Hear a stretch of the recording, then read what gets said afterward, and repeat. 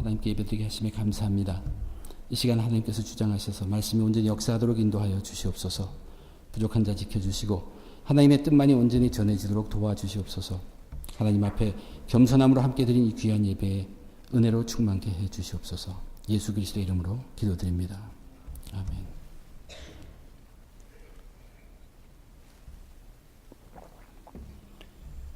오늘 저와 여러분 우리들은 예수님의 산상수훈 그 마지막 부분을 하나님의 말씀으로 대하고 있습니다.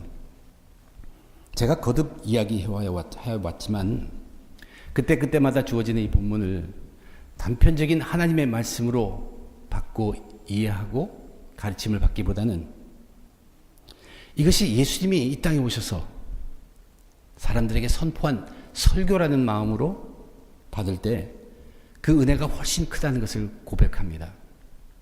예수님이 이 땅에 오셔서 설교를 시작하며 선포, 터뜨렸어요. 그것이 팔복입니다. 우리에게 주셨어요. 복의 세계를 우리에게 팔복의 세계를 분명히 주셨습니다. 예수 안에서의 세계, 복음의 세계입니다. 그 복음의 세계는 하나님의 율법을 완성시킬 수 있는 세계가 바로 이 세계라는 것을 주님은 설명하셨습니다. 그리고서 말씀을 이어가면서 그 당시 살아가는 사람들의 실상, 또 저와 여러분 우리들이 살고 있는 모습을 명확하게 보도록 깨우쳐 주었어요. 사실 우리 속에는 가식과 위선이 가득 차 있다는 얘기예요. 그리고 재물의 종이 되어 있다는 얘기예요. 재물에 질질 끌려다니는 우리의 삶. 그렇기 때문에 가식과 위선이 가득하고 재물에 끌려가는 삶이 있기 때문에 우리의 삶은 온통 염려로 가득 차 있다고 주님은 말씀하셨습니다. 그러면서도 계속 주님은 우리를 초청하셨어요. 그 팔복의 세계로 초청했어요. 너희들이 팔복의 세계에 들어와서 살면 먼저 염두에 두어야 할 것인 건데 우리는 언젠가는 하나님 앞에 설 것이라는 것을, 하나님에 대한 생각을 우리는 결코 버리지 않고 살아야 하는 그 세계라는 것을 말씀해 주시고, 이 팔복의 세계 안에서는 복이 가득하고 하나님의 은혜가 충만하지만 끝없이 죄와 싸우는 세상이라고 알려주셨습니다. 그렇기 때문에 우리는 구하고 찾고 두드리기까지 예수님과 하나님과 그 교제를 쉬지 않는 기도가 가득한 세상임을 염두에 두라고 얘기했습니다. 그리고 지난주에 우리가 공부한 것처럼 예수님은 이제 구체적으로 너희들이 팔복세계에 들어와서 붙들어야 할 것이 세 가지 진리가 있다. 이것이 아마 산상수훈의 가장 절정이 아닌가. 그 세 가지 진리는 뭐였습니까? 바로 그 좁은 문, 예수 그리스도, 그분만을 믿는 믿음으로 들어가는 좁은 문으로 들어가라고 하셨죠. 예수 그리스도 그분이 진리입니다. 그리고 우리를 위해 또 지혜와 능력의 모든 근원이 가득한 하나님의 말씀을 경외하라고 했어요.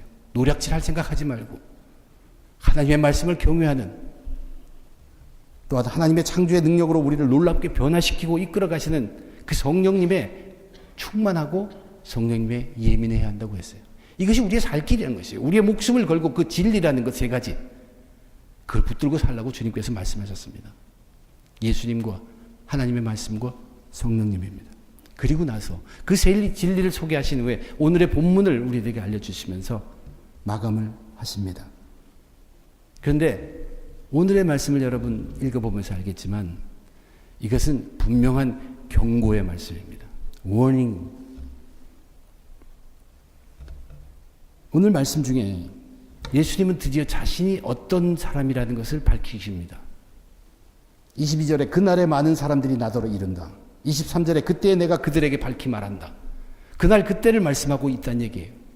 그날 그때 심판주로 재림하셔서 다시 오셔서 심판의 주로 앉으실 예수님을 자기 스스로 말씀 속에서 이야기하시면서 그 끝날에 일어날 그 현상을 미리 아시고 사람들에게 경고하는 메시지가 오늘의 말씀입니다. 이 산상수훈 마지막 부분을 통해서 종말을 살아가고 있는 저와 여러분 우리가 정말 준비되어야 할 자세가 있습니다. 지금부터 준비하지 않으면 예수님께서 오늘 경고하신 것처럼 마지막 그날에 분명히 후회하게 될 것이기 때문입니다. 우리가 지금부터 각오하고 준비되어 가야 할 우리의 기본적인 자세 세 가지를 함께 살펴보며 은혜 나누도록 하겠습니다. 첫 번째 자세는 겸손에 관한 것입니다. 겸손. 우리는 수도 없이 겸손에 대해서 들었어요. 우선 예수님이 이렇게 말씀하셨어요.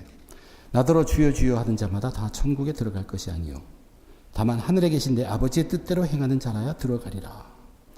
천국에 들어가려면 하나님의 뜻대로 살아야 한다는 뜻이에요. 예수님을 주여 주여라고 고백한다고 그 고백이 있다고 천국에 들어가는 것은 아니라고 말씀하시면서 그 다음에 더 심하게 이렇게 얘기합니다. 그날에 많은 사람들이 나더러 이르되 주여 주여 우리가 주의 이름으로 선지자 노릇하며 주의 이름으로 귀신을 쫓아내며 주의 이름으로 많은 권능을 행하지 아니하였나이까 하리니 그때 내가 그들에게 밝히 말하되 내가 너희를 도무지 알지 못하리 불법을 행하는 자들아 내게서 떠나가라. 얼마나 엄중한 경고의 말씀. 예수의 이름으로 걸고 말씀도 전했다는 얘기예요. 내가 예수의 이름을 걸고 귀신도 쫓아냈고 큰 능력도 행해지는 것을 내가 분명히 예수 이름으로 했는데 어떻게 예수님이 난 너희들을 알지도 못한다고 얘기하십니까? 그 심판의 날에 주님은 그들을 알지도 못하고 또한 그들을 악을 행한 자라고 evil doer라고 불법을 행한 자라는 것은 하나님의 뜻을 행하지 않았기 때문에 하나님의 뜻에 범법했다는 것에서 너희들 불법을 행했다. evil doer라고 해서 악을 행한 자라고 말하고 있습니다. 어떻게 그렇게 됩니까? 예수님을 주로 고백하고 평생을 주님의 이름으로 살았는데도 불구하고 마지막 날에 우리가 그 심판대 앞에서 이런 평을 받는다면 우린 정말 오늘의 이 말씀 깨어서 들어야 합니다. 정신 차리고 들어야 합니다. 어떻게 해야 합니까? 주님이 예수 그리스도를 내 주로 시인하는 고백이 필요 없다는 얘기가 아니에요. 있어야 합니다. 주의 이름으로 큰 농력을 하고 귀신을 쫓고 병을 고치는 그런 일이 나쁘다는 게 결코 아닙니다. 그러나 그거로 천국에 들어가는 것은 아니라고 얘기하십니다. 우리에게 뭐가 필요하다고 하면서 그 답을 뭐라고 얘기하냐면 우리는 무엇을 하든 하나님의 뜻대로 행해야 한다는 얘기예요. 그런데 우리에게 거기에 큰 문제가 있어요. 하나님의 뜻이라는 것이 무엇이냐는 얘기입니다. 우리 인간은 죄인이에요. 죄인이라는 뜻은 하나님의 뜻을 도저히 알 수 없다는 뜻입니다. 하나님의 뜻이라는 것을 우리가 나름대로 확신하고 일을 하지만 결코 우리 자체는 하나님의 뜻을 알 수 없는 사람이라는 것을 인정해야 합니다. 그러면 어떻게 해야 합니까? 우리에겐 계속적으로 뜻을 모르는데 어떻게 합니까? 이것이 반복되죠. 예수님의 산상설교에 계속된 논리가 바로 그것입니다. 너희들은 소망이 없다는 거예요. 우리의 힘으로는 이 땅으로 살 수 없다는 얘기예요. 그러니까 팔복으로 들어오라는 얘기예요. 그럼 저희가 팔복에 들어가면 하나님의 뜻을 압니까? 거기서 예수님을 알고 하면 하나님의 뜻을 알게 됩니까? 여전히 모릅니다. 그러나 팔복의 세계에 들어가면 달라지는 게 뭐냐면 팔복의 세계 속에서 나라는 사람이 하나님의 뜻을 다 알 수 있는 사람이 아니구나는 걸 알게 됩니다. 그 속에서 하나님이 누구고 나라는 누구의 세계를 알면서 나는 하나님의 뜻을 알 수 있는 사람이 아니야. 그러면 어떻게 합니까? 하나님의 뜻을 계속 찾아야죠. 끝까지 찾아야죠. 그것이 심령이 가난한 것이에요. 팔복. 거기서 우리 심령이 계속 가난해서 하나님을 찾는 사람이라는 것이에요. 근데 하나님의 뜻을 찾고자 하는데 내가 내 죄 때문에 그게 밝히 나한테 오지 않는 걸 알게 돼요. 그러니까 한없이 애통하는 거예요. 이것을 알고 하나님께서 내 몸을 쓰고 싶은데 온유할 수밖에 없죠. 하나님의 뜻을 알고 싶으니까 그 뜻을 밝히 알게 해주는 예수 안에서 말씀과 성령이 우리로 하여금 뜻을 알게 해주는 그러니까 굶주리고 목말라 할 때 하나님의 배불리게 채워주신다는 것이 팔복의 세계에 있는 이 네 가지가 완전히 우리로 하여금 하나님의 뜻을 갈급하게 하는 그 네 가지입니다. 우리는 그 안에 들어가서 계속 하나님 저 하나님의 뜻을 다 알지는 못하지만 이 일을 합니다. 그리고 최선을 다할 수밖에 없고 나의 최선 나의 최고의 깨끗함으로 그 일을 감당합니다. 그럼 결과가 어떻게 되냐면 저와 여러분들 많이 경험했을 거예요. 난 이것이 분명히 하나님의 뜻이야 하고 했는데 드러나는 결과를 보니까 하나님의 뜻은 그거보다 훨씬 컸다. 와 이것을 이루시려고 이렇게 했구나. 얼마나 많습니까? 결코 우리는 하나님의 뜻을 모릅니다. 그런데 오늘 예수님이 지적한 그 사람들 주의 이름으로 내가 선지자 노릇을 했습니다. 말씀을 전했다는 얘기예요. 자기 머릿속에 다 기억한 거야. 내가 그때 이것이 주님의 뜻이니까 그 뜻으로 나 이렇게 했다. 그리고 병이 날아갔지. 그러나 하나님의 뜻이라는 게 병이 날아가는 것으로 끝나는 줄 압니까? 그 속에서 엄청난 하나님의 뜻이 있는데. 그러나 그렇게 주님 앞에서 얘기하는 사람은 자기의 뜻으로 한 것이란 얘기예요. 하나님의 뜻을 행하지 못했다는 얘기예요. 결국 교만입니다. 거기에 비해서 이것을 우리는 겸손이라고 얘기해요. 도덕적인 겸손은 자기를 낮추는 거지만 이것은 그런 것이 아닙니다. 사도 바울이 모든 겸손이라는 단어를 썼어요. 이 모든 겸손이라는 것은 뭐냐면 내가 하나님의 뜻대로 행해야 할 사람인데 뜻을 알 길이 없잖아요.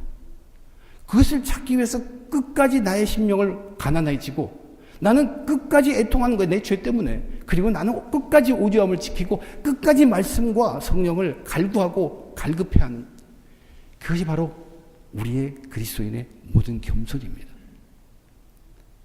그러면 그래도 그 중에서 말씀과 성령을 주기 때문에 내가 이것을 하나님의 뜻이라고 확신하고 일을 하죠. 그러나 그 나타난 결과에 대해서는 우리는 뭐라고 얘기할 수 없습니다. 하나님의 뜻은 모르니까. 그래서 잊어버려요. 아, 저 또 부족했구나. 또 그렇지만 그렇다고 담대하게 사는 게 아닙니다. 못하는 게 아니에요. 우리는 담대하게 삽니다. 그것을 계속해요. 그러면 예수님이 나중에 너는 내가 배고플 때 밥 한 술 떠줬지. 내가 목마를 때 네가 물을 줬어. 예수님이 그를 압니다. 우리는 여기서 아무것도 모르고 나는 정말로 하나님의 뜻을 다 할 수 없지만 이렇게밖에 할 수 없습니다. 하나님 드렸습니다. 또 뜻지면 그걸 이거 하고 넘어갑니다. 그러나 여기 주님이 지적한 사람들은 내가 그때 하나님의 뜻이 분명해서 가서 안수를 했더니 그 사람이 낫어. 기억하고 있는 거예요. 어떻게 그것을 하나님의 뜻이라고 감히 우리가 가두어 놓을 수 있겠습니까? 하나님이 그 병 고치는 것이 하나님만의 뜻이었습니까? 그 병 고치는 위해서 얼마나 많은 하나님의 뜻을 계획하고 있었는데 그걸 다 무시하는 것이 되어버리잖아요. 결국 그 사람은 하나님 뜻 앞에 교만한 사람입니다. 그래서 예수님은 그런 거 모른다고 얘기하시는 것이에요. 저와 여러분은 하나님 뜻 앞에 정말 우리가 할 수 있는 겸손, 그냥 도덕적으로 내가 내려가는 그것이 아니라 뜻을 찾아야 되는데 찾을 수 없는 내 안타까움, 내 심령 가난하게 해주십시오. 그런데 그것에 대한 죄가 막는 것이 내 죄라는 얘기예요. 애통함이 절절해야 합니다. 하나님께 그렇게 뜻을 바꿔서 쓰임 받으려면 당연히 온유해야 돼요. 제발 나에게 성령과 말씀을 주사 그 뜻을 밝혀주십시오. 그래서 조금 받죠. 그것으로 담대합니다. 그리고 그 결과에 대해서는 하나님 여전히 부족했습니다. 하나님의 뜻을 기다립니다. 그 다음 가는 거죠. 내가 어떻게 감히 하나님의 뜻대로 이런 말씀을 선포해도 사람들이 넘어졌더라. 그것을 기억하고 있겠습니까? 그날 앞에 가서 그런 자는 교만한 자라고. 예수님 분명히 내가 너를 모른다고 하신다는 얘기입니다. 우리 그리스도인들의 겸손이라는 것은 세상에 말하는 것처럼 자기가 굽실거리는 것이 결코 아닙니다. 모든 겸손이라는 것은 팔복의 세계 안에서 우리가 마음껏 하나님을 찾고 죄와 싸우고 온유해지고 말씀과 성령으로 신나게 찾아가면서 걸어가는 그 길, 그것이 겸손입니다. 하나님은 우리가 우리 힘으로 완전해지기를 바라시는 분이 아니에요. 우리가 그럴 수 없다는 것을 아시는 분입니다. 그렇기 때문에 우리가 그 모든 겸손의 자세로 그렇게 임할 때 하나님께서 그 일을 이루시어 가면서 자기의 뜻을 이루어 가시는 분이에요. 우리를 쓰실 따름이에요. 그런데 그렇게 쓰임받은 자들은 그날에 주님이 내가 목말랐는데 네가 나에게 물을 줬어. 저는 그런 적이 없는데 나는 너를 알아.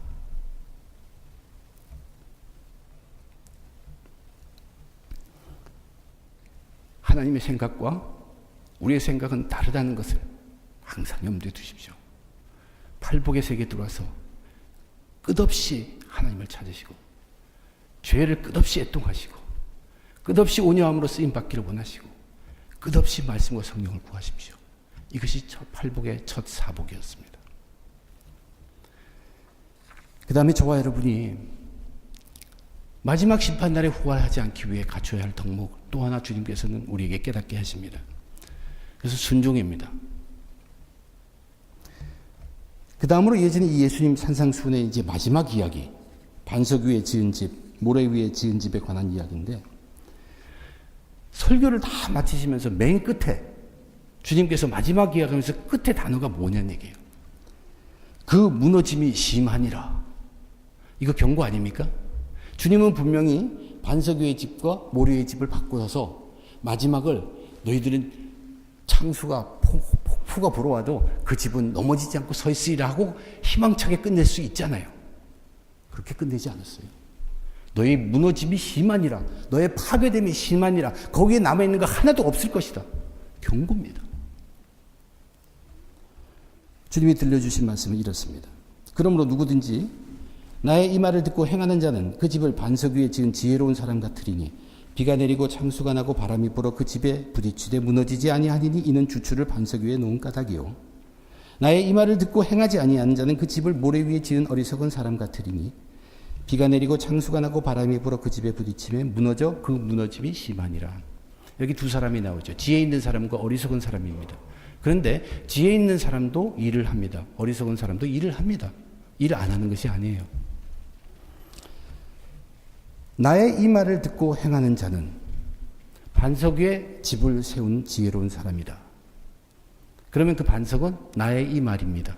예수님이 전해주신 말씀이에요. 하나님의 말씀이란 얘기예요. 하나님의 말씀을 듣고 그 말씀을 토대로, 말씀을 기반으로 해서 집을 짓든 못하는 일을 하는 것이에요. 집을 짓는 거예요. 그 사람은 지혜로고 합니다. 지혜로운 사람이라고 합니다. 그 집은 비가 내리고 홍수가 몰려오고 폭풍이 그 집에 들이쳐도 무너지지 않는다. 그 집은 남아있다는 얘기예요. 마지막 날에 여전히 아름다운 열매로 하나님 앞에 우뚝 있다. 반면에 어리석은 사람은 그도 집을 지어요. 같이 똑같은 하나님의 말씀, 예수님 말씀을 들었어요. 같이 그 말씀을 듣고도 집을 짓는 데에서는 그 말씀과 상관이 없어요. 집을 짓기 위해 자기가 세상에서 아는 지식, 옆에서 충고하는 것들, 내가 지금까지 경험해온 것들, 책 찾아보면 이렇게, 인터넷 찾아보면 이렇게 하는, 그것으로 계속 지어갔다는 얘기예요. 하나님의 말씀과는 관계가 없어요. 그의 삶과는 관계가 없는 하나님의 말씀. 듣기는 들었어요. 이것은 앞에서 말씀했었던 그 나무와 열매 비유에서 아름다운 열매를 맺지 못하는 것과 마찬가지. 그런데 팔복의 세계에서 들어와서 이미 말씀과 성령이 주어졌지만 그것과는 관계없이 거기서 막 져서 맺혀진 열매는 헛열매입니다.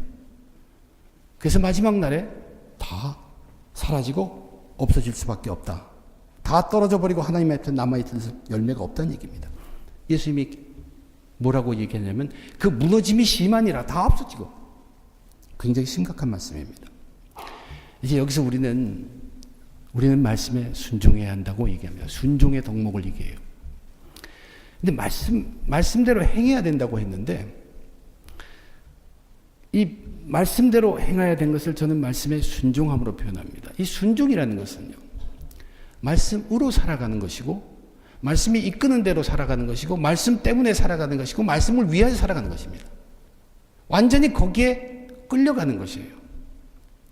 우리가 말씀을 행한다고 표현할 때는 우리가 행함으로 해서 뭐가 나타나는 것이지만 말씀에 순종한다는 것은 그것과는 다릅니다.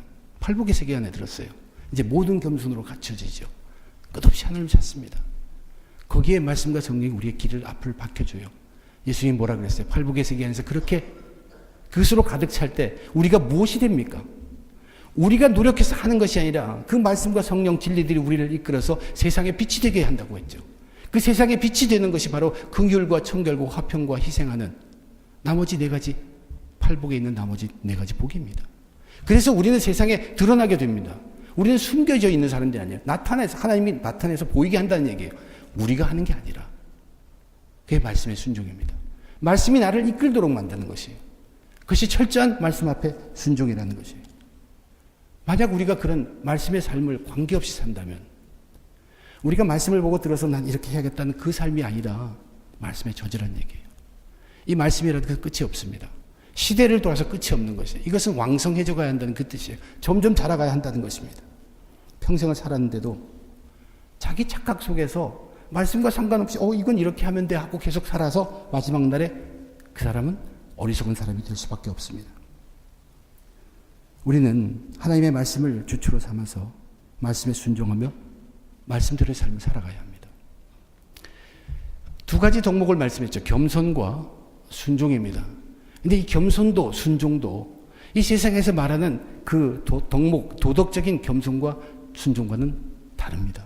주님이 마지막에 우리로 깨닫게 다시 짚어주는 것은 팔복의 세계의 말씀드립니다. 우리는 그 속에서 살아야 한다는 얘기예요. 그런데 오늘 저와 여러분과 함께 더 나누고 싶은 것은 한 가지 그리스도인들이 각오해야 될 것이 하나 있습니다. 그것은 뭐냐면 결단이라는 것입니다. 오늘 예수님의 설교가 마쳤어요. 그 예수님 설교를 마친 때 마태가 그 사람들의 반응을 이렇게 기록하고 있습니다. 예수께서 이 말씀을 마치심에 무리들이 그의 가르치심에 놀라니 이는 그 가르치신 것이 권위 있는 자와 같고 그들이 서기관들과 같이 아니함일러라. 이것을 그냥 평범하게 읽을 수 있습니다. 근데 여기 있는 사람들이 놀랐다는 이 논란이 뭔가를 우리 한번 생각해 봐야 돼요. 저는 이 두 절을 제가 마음으로 느껴보기 위해서 5장, 6장, 7장에 걸친 산상수훈의 예수님의 설교를 거듭 읽어보았습니다. 제게는 한번 읽으면 약 13분 정도가 걸리는 예수님의 말씀이에요. 이 예수님의 말씀을 하나하나 짚어가면서 읽어봤으면서 사람들의 반응이 어땠을까? 제가 생각해 봤어요. 그분들이 예수님이 이 말씀을 할 때 막 좋다고 와서 박수치고 그랬을까요? 아니면 가슴이 울려서 눈물을 퍽퍽 흘렸을까요? 그것도 아닙니다. 그런 것 전혀 아니에요. 여기 놀랐다는 이 표현은 정확하게 표현하면 오히려 충격이었다는 뜻입니다. 엄청난 충격으로 왔다는 얘기예요. 이스라엘 백성이 애굽을 탈출한 지 3개월 만에 시내 광야에 이릅니다. 시내 산에 임했을 때 그때 하나님이 모세를 부르고 내가 백성 앞에 나타나리라. 이미 이스라엘 백성들은 하나님을 체험했어요. 만나, 메추라기, 반석의 물. 그러나 그들은 하나님을 인격적으로 만난 적이 없습니다. 바로 그때가 하나님을 인격적으로 만나는 때였습니다. 거기를 잘 읽어보면 하나님께서 자기의 백성들과 인격적으로 만남을 위해서 모세에게 빽빽한 구름 속에 내가 나타나리라. 그러면서 나타났는데 우레와 나팔 소리까지 거기 있고 천둥과 번개와 연기가 가득했고 그 소리, 음성 그것에 모든 백성들이 다 죽게 되었더라고 얘기합니다. 그래서 그 사람들이 우리 죽겠사오니 더 이상 하나님의 말씀을 듣게 하지 마시고 당신이 말씀을 들어 전해 주십시오 하고 부탁하는 것입니다. 하나님은 임재하시는데 오직 말씀으로만 임재했습니다. 오늘 예수님이 전한 그 말씀의 권위, 그 권위 때문에 사람들은 선지자와 같진 않고 이것은 하나님의 아들의 권위라는 것을 그들은 알았다는 얘기예요. 그들은 가슴에 다 충격을 받았습니다. 예수님의 말씀을 듣는 내내 그들은 이게 뭐지? 이게 뭐지? 이게 뭐지? 우리의 말씀의 시간이 바로 그런 시간입니다. 우리의 말씀의 시간은 충격의 시간입니다. 진정한 바른 우리의 복음의 말씀은 우리 각 사람에게 충격이 되어야 합니다. 자기 삶에 충격이 되어야 합니다. 베드로가 사도행전에서 설교를 하니까 사람들이 가슴에 찔림을 받았다고 그랬어요. 그 가슴의 찔림 때문에 그들이 회개하고 돌아왔다고 되어 있어요. 여러분, 오늘날 하나님의 말씀의 시간은 즐기는 시간이 아닙니다. 하나님의 말씀의 시간은 내가 일주일에 한 번 가서 그냥 앉아야 하는 그런 의무의 시간이 아니에요.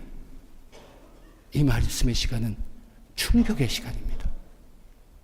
하나님의 말씀이 나를 때리도록 그 말씀을, 그런 충격적인 말씀을 받도록 한 자세로 우리는 듣습니다. 그리고 우리에게 필요한 것은, 그것이 충격적이기 때문에 우리에게 필요한 것은 determination, 결단이 필요하다는 얘기예요. 우리는 팔복의 세계 안에 들어가야 합니다.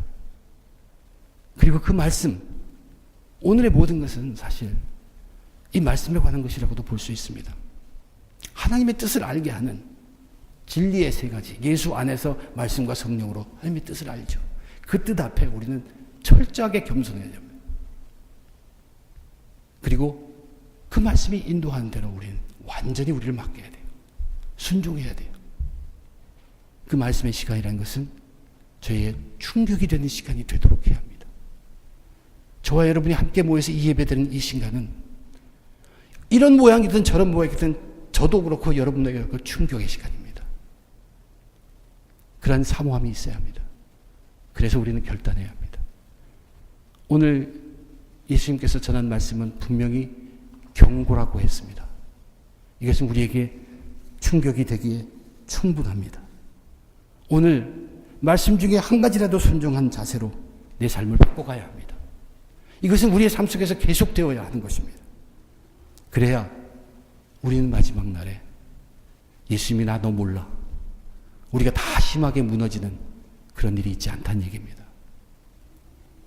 우리는 악한 일을 하지 않고 나 그냥 가만히 있으면 괜찮겠지. 결코 그렇지 않습니다. 우리는 그날에 거기를 들어가야 합니다.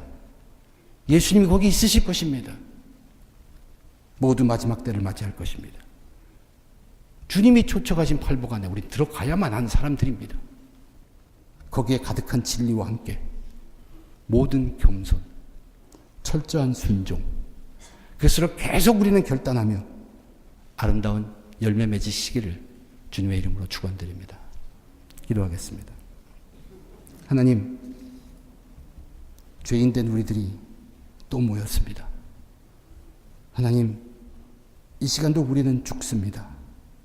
진리를 세우기 위해 죽습니다. 예수님을 세우기 위해 죽습니다. 하나님의 말씀을 세우기 위해 죽습니다.